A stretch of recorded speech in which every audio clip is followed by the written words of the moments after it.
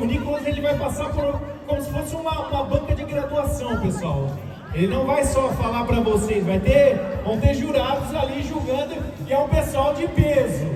Então, para acompanhar aqui, no júri da palestra do nosso deputado Nicolas, eu quero chamar primeiramente, tenho a honra e satisfação de chamar para compor aqui e sentar e tomar um assento, o governador de Santa Catarina como anfitrião desse grande evento, Jorginho Melo. Por favor, seja muito bem-vindo, com uma salva de palmas do nosso público.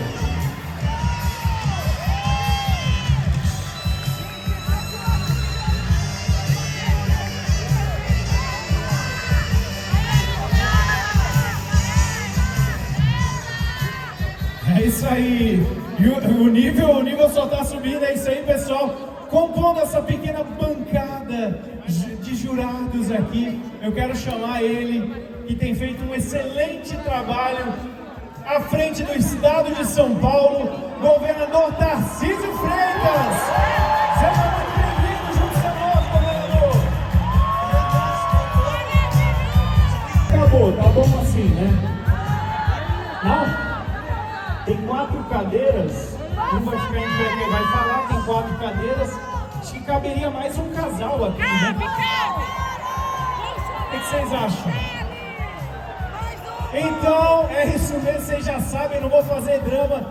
Com vocês, o melhor presidente da história desse país, Jair Bolsonaro, e a sua esposa, a nossa eterna primeira-dama, Michele Bolsonaro. Sejam muito bem-vindos, ovacionados aqui pelo nosso público.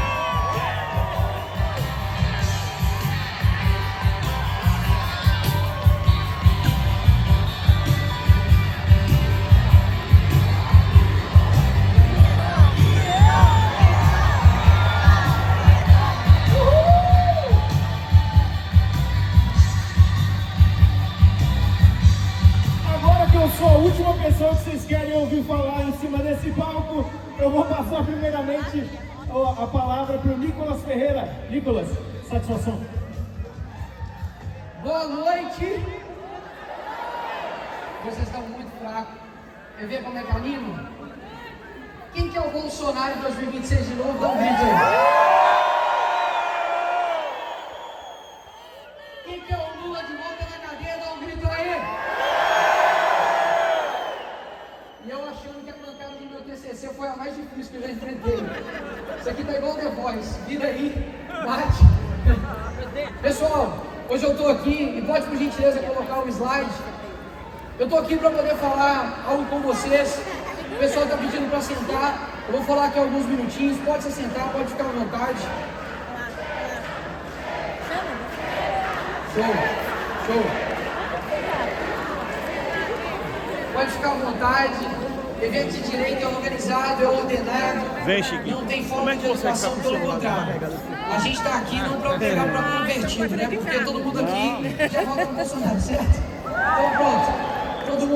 Todo mundo aqui já concorda com todo mundo. Eu quero, por gentileza, mais uma vez pedir para colocar a palestra aqui por gentileza.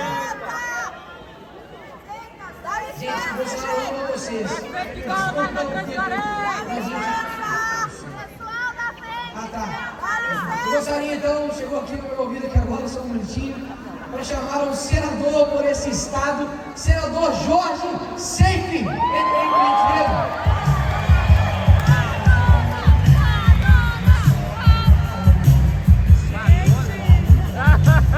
Madonna, entendi agora. Agora pela terceira vez. Pegou pesado agora. Quem é que encaixa com a sua faixa daí lá? Se puder colocar por gentileza. Senta, gente! Só vem a Michele Bolsonaro. E o Jorge. Eu tô super tranquilo. Ô, Nicolas, espera aí, pede pro povo sentar. Porque... Senta aí, gente, por favor. Olá, pessoal. Quem tiver aí, coloca por gentileza, tá aqui, eu tô vendo. Ó. Clica no 1. Isso, é o primeiro número. Clica aí, ó, 1, tá escrito 1. Isso aí, começou a mexer.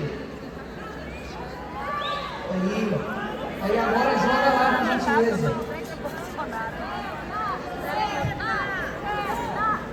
Isso.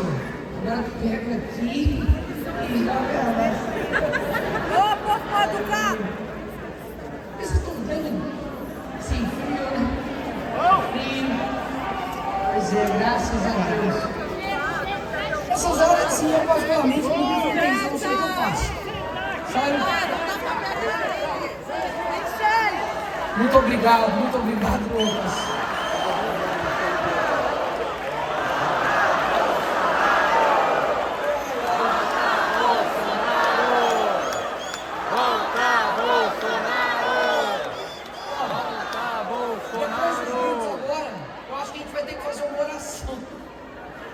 Todo mundo entra em espírito aí. Aê! Boa! Obrigado. Pessoal, dito isso, hoje eu quero falar a respeito do efeito borboleta. Nicolas, o que é isso? Talvez você conheça o efeito borboleta através dos filmes. O efeito borboleta basicamente conta uma história fictícia de um homem que escreve nos diários todos os acontecimentos dele, da sua vida. E depois chega determinado momento da sua vida que ele tá filmando aí, não presta não! Senta! E basicamente quando ele volta, ele toma algumas decisões diferentes e isso impacta no seu futuro. Isso vai acontecendo durante o tempo, ele vai mudando o futuro dele conforme ele vai mudando o passado. E hoje eu quero aqui falar do efeito borboleta, que muitos também podem conhecer como o da lagarta, né? Que vem uma lagarta, depois vem o casulo e depois vem o quê? Vem a borboleta. Opa! Borboleta, pronto. Outra borboleta, E a borboleta? Talvez vocês conheçam esse efeito borboleta, mas não é desse efeito borboleta que eu estou querendo dizer. O efeito borboleta que eu estou querendo dizer é o que foi descoberto em 1960 pelo Lawrence, Edward Lawrence. E ele diz o seguinte, presta atenção, quem fala agora é petista. Diz o seguinte, de que análise de como pequenas alterações nas condições iniciais de grandes sistemas podem gerar transformações drásticas. Ele era um matemático e um meteorologista. E ele viu o seguinte, olha, vou fazer aqui uma suposição de um clima e vou alterar alguns decimais, para baixo ou para menos. Será que isso vai dar algum efeito? E ele via que isso mudava absolutamente tudo lá na frente, nos padrões climáticos. Ou seja, pequenas alterações nas condições iniciais de um grande sistema pode gerar transformações drásticas. E aqui eu quero passar alguns desses exemplos de que mudanças pequenas no rumo da história de alguém fez grandes diferenças. O primeiro diz respeito na era do futebol, por exemplo. Na época, o Real Madrid, ele estava com uma estrela, que era o Beckham, e nisso o Barcelona queria contratar o Beckham, mas aí o Manchester, né, tinha o Beckham, e aí o Barcelona queria contratar o Beckham. E aí o que ele fez? Ele não conseguiu, o Real Madrid foi lá e deu um chapéu e trouxe o Beckham para o Real Madrid. O Ronaldinho iria para o Manchester, só que o Ronaldinho agora era a segunda opção do Barcelona. E aí o Ronaldinho foi parar no Barcelona. E o Manchester, que ficou ali sem ninguém, acabou indo atrás de um garoto promissor na época, não sei se vocês conhecem, que chama-se Cristiano Ronaldo. Ou seja, se não fosse o chapéu que o Real Madrid deu para o Barcelona, a gente teria David Beckham no Barcelona, a gente teria Ronaldinho Gaúcho no Manchester e a gente provavelmente teria Cristiano Ronaldo no Arsenal, né? Ou seja, pequenas mudanças fizeram tudo mudar. Talvez o Ronaldinho Gaúcho não seria 2 vezes melhor do mundo, talvez o Cristiano Ronaldo é 6 ou 7 bolas do mundo que ele tem, de melhor, né, do mundo, 6, né? Não teria 6, o Beckham não teria sido a estrela que ele era no Real Madrid, ou seja, pequenas mudanças fizeram grandes transformações. O segundo exemplo que eu quero dar de efeito borboleta aconteceu em um caso de um homem que foi dormir, só que a mãe dele ligou para ele. A mãe dele liga para ele, começa a trocar ideia com ele muito cansado. Tinha uma reunião no outro dia e ele falou, quer saber, vou cancelar essa reunião.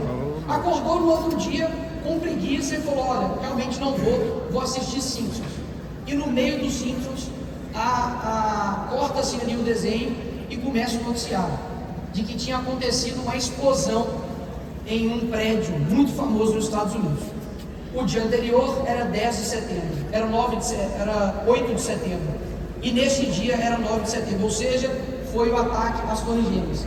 Este homem... 11 de setembro. 11 de setembro. 11 de setembro. É, então. Porque nos Estados Unidos é 9/11, desculpa. E aí por isso que eu confundi. Desculpa, gente. Eu não bate o inglês normalmente. Tô zoando. E aí você sai de algo dele, né? E nisso, ele não foi para esse encontro que aconteceria nas Torres Gêmeas. Esse homem nada mais é do que o Michael Jackson.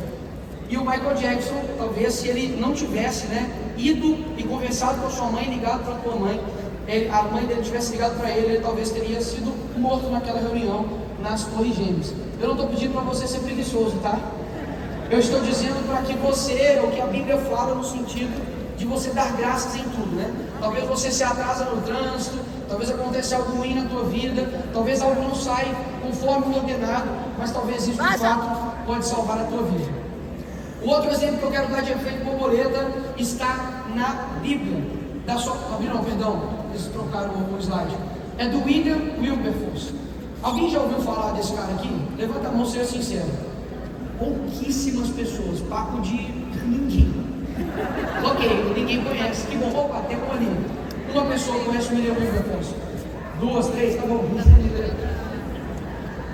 Esse cara, quando ele tinha 9 anos de idade, ele perdeu seu pai, foi morar com seus tios em Londres, e lá ele conheceu 2 pessoas, na qual ele se converteu ao cristianismo.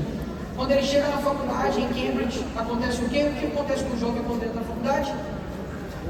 Ele deixa a sua fé, né? Pois é, infelizmente. Ele deixou a sua fé e aos 21 anos decidiu entrar no parlamento britânico. Ele ganha as eleições e o seu amigo William Pitt, com 24 anos, se torna o primeiro-ministro ali também do Reino Unido. E nisso, ele, durante um recesso no parlamento, ele vai passar férias na Riviera Francesa e lá ele conhece um matemático cristão que chega para ele e começa a ministrar e falar coisas do coração dele, e ele volta ao que ele era antes e se torna um cristão. E ele fala o seguinte, isso aqui marcou muito meu coração. Ele diz: eu lamento ter negligenciado por tanto tempo as indizíveis misericórdias de seu Deus e Salvador. E nisso ele decide continuar na política, mas como ele se converteu novamente, entrou aquela crise que muitos cristãos têm, né? De falar, poxa, eu estou aqui, tenho minha missão pastoral, tenho minha missão evangelística, mas ao mesmo tempo eu tenho a política, qual dos dois eu sigo? E ele quis sair da política, mas os seus amigos gratamente desencorajou ele e ele seguiu para dentro da política. E ele fez um discurso contra o tráfico negreiro ali no Reino Unido. E depois de 20 anos somente, foi aprovada uma lei pelo fim da abolição de escravos. E depois de mais 26 anos, quando ele já estava fora do seu cargo público, seus amigos falaram para ele: olha, você já está fora, mas ainda tem muito a se fazer contra a escravatura aqui e no mundo, e você precisa dar um discurso. E aí, depois de muita oração e muita dedicação ali, ele fala: beleza, eu vou lá. E aí ele fala a público a seguinte frase: jamais pensei em vir a público novamente, mas nunca se dirá que William Wilberforce se manteve em silêncio enquanto os escravos precisavam de sua ajuda. Depois de 3 meses, foi aprovado uma outra lei que também acabava com o que estava acontecendo ali contra os negros, e depois de 3 dias ele morre. Eu não ia mostrar aqui o rosto e o nome dele, porque muitos de vocês não conhecem ele. Isso aqui é um ponto muito interessante. O teu propósito, ele não diz respeito às pessoas lembrarem do teu nome ou de você, mas diz respeito ao teu legado. Tem muita gente que só quer fazer um propósito quando ele é lembrado, e isso vai fazer com que você não alcance seu objetivo. Hoje, o tráfico negreiro e a abolição da escravatura, tanto no Reino Unido, nas suas colônias e no mundo, se dá graças a um cara que você nem conhece. Isso sim, de fato, é cumprir um legado e cumprir um propósito. É deixar o seu eu para baixo e entender que o seu propósito vai alcançar pessoas que você nem tem ideia que um dia poderá ser alcançado. Isso sim é um efeito borboleta, de uma pequena decisão que ele tomou. Imagina ele fala: não quer saber, não quero ser político, eu vou dedicar minha vida aqui, enfim, pastoral ou algo do tipo. Ele teria uma crise de identidade, não faria o que fosse necessário dentro da política, e nós perderíamos aí talvez uma luta contra a escravatura, não somente no Reino Unido, mas também no mundo. Nós temos um caso de efeito borboleta também na Bíblia. Esse que está aí é Estevão. Estevão, ele foi apedrejado por amor a Cristo, e ele, no momento que ele estava sendo apedrejado, ele pede perdão. Ele fala: Senhor, perdoa eles que estão fazendo isso daqui, e ele sorri ao Senhor e pede para que o Senhor leve ele para as alturas, porque obviamente ele estava sendo apedrejado. Mas sabe uma coisa, talvez você não reparou nessa história, talvez você tenha 10, 20, 30 anos aí de cristão, você nunca viu, que tinha um cara que estava vendo o sacrifício dele. Quem era esse cara? Era esse cara, era Saulo na época. Saulo, que era um inimigo dos cristãos, ele não somente perseguia. Hoje nós temos pessoas, nós sabemos, não preciso falar o nome, que perseguem pessoas, cristãos, pessoas de direita, conservadores. Mas nesta época, não era somente talvez uma perseguição porque na época não tinha, né? De bloqueio de redes, de censurar, de multa, não. Nessa época era morte, matavam-se as pessoas. E nesse momento estava ali Saulo. E Estevão deu um excelente exemplo para nós, que eu sei que é muito difícil. Talvez aqui ninguém nunca tenha feito isso, e se fez, meus parabéns, você está sendo cristão de verdade. E você precisa aprofundar nisso para você não cair digamos, em uma profundidade intelectual que seja muito rasa. A Bíblia pede, sabe para quê? Para a gente amar os nossos inimigos. E tem uma história, e você pode pesquisar aí no seu celular, de um cara que entrou dentro de uma escola, matou várias crianças, adolescentes, um monte de gente. No julgamento dele, os pais foram lá e começaram a falar com ele, né? Você é um demônio, você é um assassino, você acabou com a minha vida, etc, etc e tal. E ele ficou lá estático, psicopata estático. Aí vem um senhorzinho de barba branca e fala com ele assim: olha, todo mundo aqui falou o que o meu coração desejava falar, mas hoje eu vou exercer aquilo que mais difícil que eu já fiz em toda a minha vida, que é obedecer a Cristo, que é amar meus inimigos. Portanto, eu te perdoo. Nessa hora, o cara simplesmente caiu em lágrimas e um psicopata começou a chorar diante da demonstração de amor com ele. O que eu quero dizer com isso? Não estou dizendo para você ser omisso, não estou dizendo para você não lutar contra os seus inimigos, mas posso dizer algo para você? A única maneira que nós temos, muitas das vezes, de derrubar o nosso inimigo, sabe, de dar um tapa de luva nele, é demonstrar que nós somos diferentes deles. Quantas vezes, isso aqui eu não vou falar quem, com quem, quando, onde, mas quantas vezes eu já tive a oportunidade dentro do meu coração, eu queria acabar com aquela pessoa no privado, falar com ela: olha, você está fazendo isso e aquilo.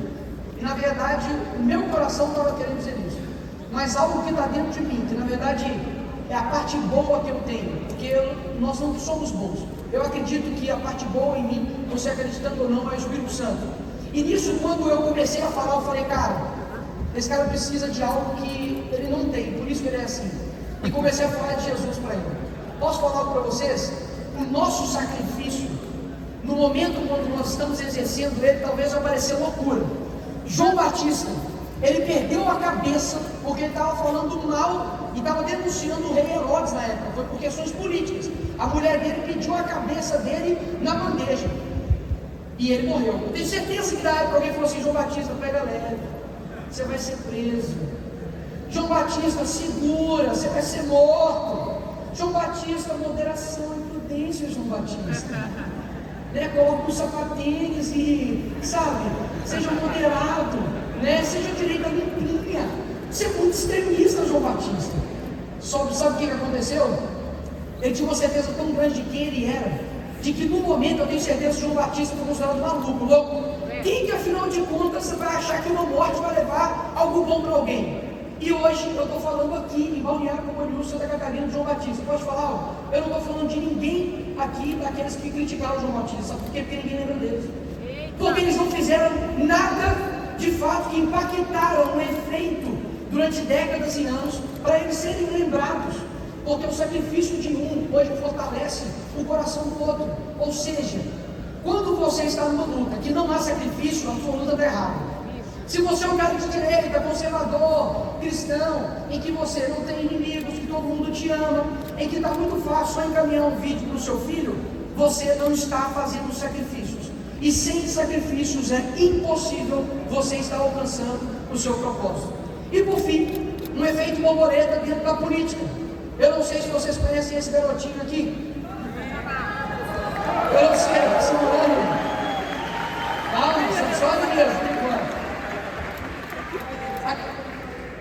Está segurando uma traíra ali. Depois eu vou perguntar o nome dessa traíra. Tem algumas. Essa foto foi aonde, presidente?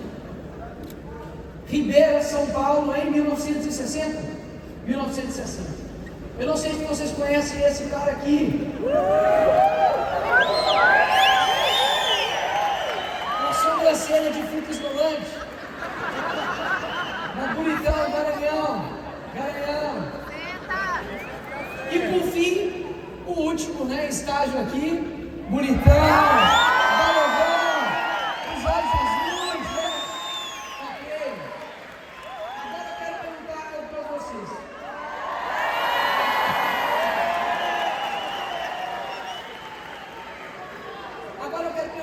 vocês. Segure. Esse garoto que está aqui, esse garoto aqui, presidente, não sei o que você estava pensando naquela hora, não sei, era teu pai que estava do lado, né, seu Geraldo, que estava do seu lado.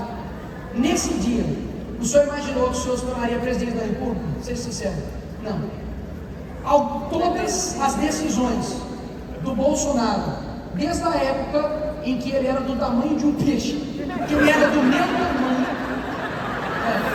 desde essa época, todas as decisões que ele tomou, culminou bem ou mal para ele cumprir o seu propósito.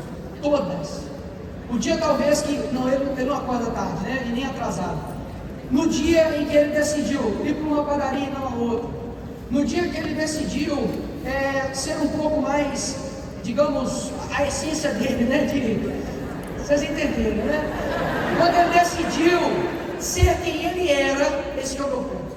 Quando ele decidiu ser quem ele era, o propósito, ele estava no rumo do propósito dele. Só que em 2014, se ele não tivesse feito o que ele fez, talvez ele não estaria aqui hoje. Eu quero mostrar para vocês aqui. Pode dar play aí.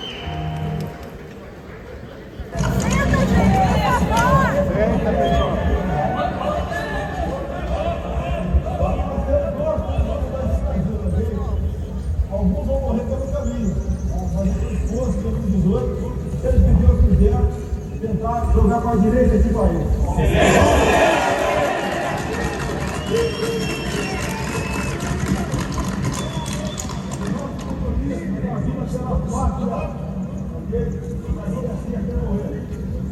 Nós amamos o Brasil, temos valores e vamos preservar. Agora, o risco de morrer pode ficar sem nada, mas eu terei a satisfação de viver cumprido. Esse é o nosso juramento, esse é o nosso lema. Brasil acima de tudo, esse Brasil é maravilhoso, tem tudo aqui, está faltando é política. Há 24 anos eu apoio o mais desgraçado do Brasil.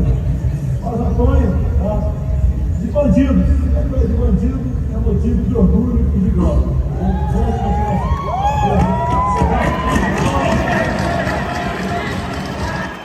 Nesse dia, ele se colocou à disposição para se candidatar, né, aí em 2018. Eu quero mostrar algumas coisas para vocês, de que se ele tivesse dito um não, o que nós perderíamos. Olha só o que nós iríamos perder, caso ele não tivesse dito um sim no seu propósito. Pode passar aí. Senta, gente! É só você não estuprar, não sequestrar, não praticar latrocínio, que não vai pagar porra. Acabou. Não vai virar uma música nada. Escuta, tu pode igual a vida toda.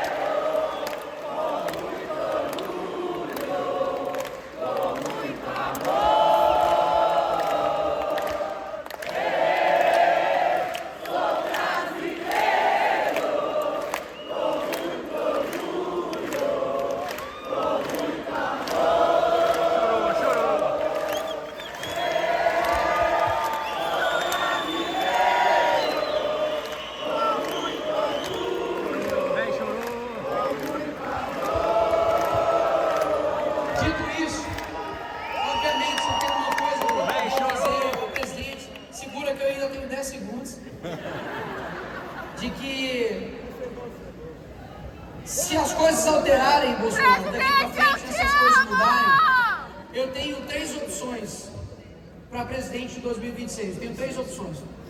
Primeiro, Jair. Segundo, Messias. E terceiro,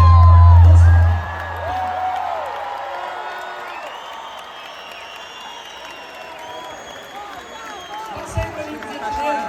Acabou. Segura. A única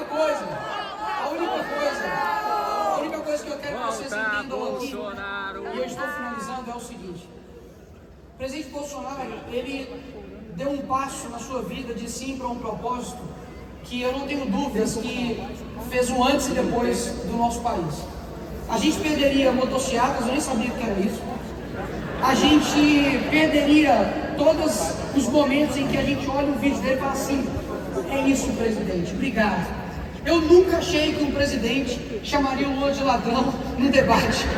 E quando ele fez, meu irmão, eu soltei foguete e falei: cara, é isso. Por quê? Porque ele sabia quem ele era. E por fim, tem uma pessoa que não só mudou o Brasil, né? Ele dividiu o mundo antes e depois dele. Ele veio aqui, ele morreu, ele ressuscitou no 3º dia. E você chorou disso, também. Ele se tornou a pessoa mais influente do mundo. Ele é Difícil não emocionar. mais lido do mundo. Ela Ele é a chorou imagem também. mais popular do mundo. Bolsonaro E chorou. essa pessoa, ela fez um sacrifício gigantesco. E sem ela nós não teríamos vida, sem ela nós não teríamos propósito. E eu quero aqui rapidamente contar algo para poder elucidar que sem esse daqui que está na tela, nós absolutamente não...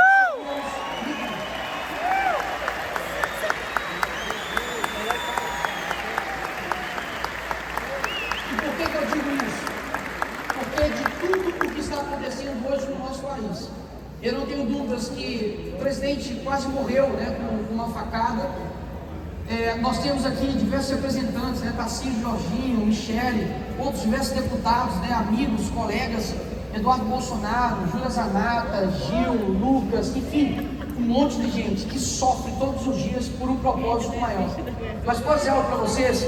Em momentos de tristeza, em momentos onde eu coloco eu aqui, momentos que a gente se sente fraco, eu não tenho dúvidas que só tem um nome que dá força para tudo que nós estamos fazendo, que de fato é Jesus.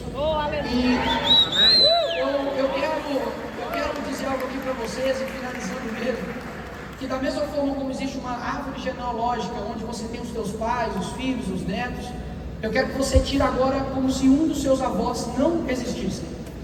Se o seu avô não existisse, quem deixaria de existir? Você, certo? E eu quero mostrar a árvore de influência, né? Pensa que você é uma pessoa e todas as suas ações, elas vão gerando outras ações, né? Quais ações nós estamos tomando hoje? Que de fato, ou gera vida ou gera morte, né? Então eu vejo hoje aqui muitos pré-candidatos, né? Pessoas que querem entrar dentro da política. Sei que aqui tem diversas pessoas que estão no ramo da educação, da advocacia, você está aqui.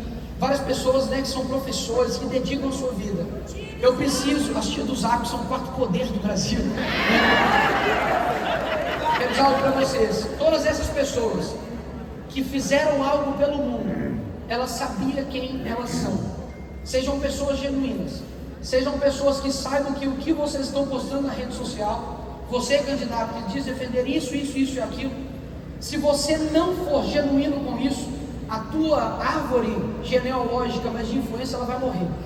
E você nunca vai conseguir atingir de fato, de verdade, as pessoas. Não ache que...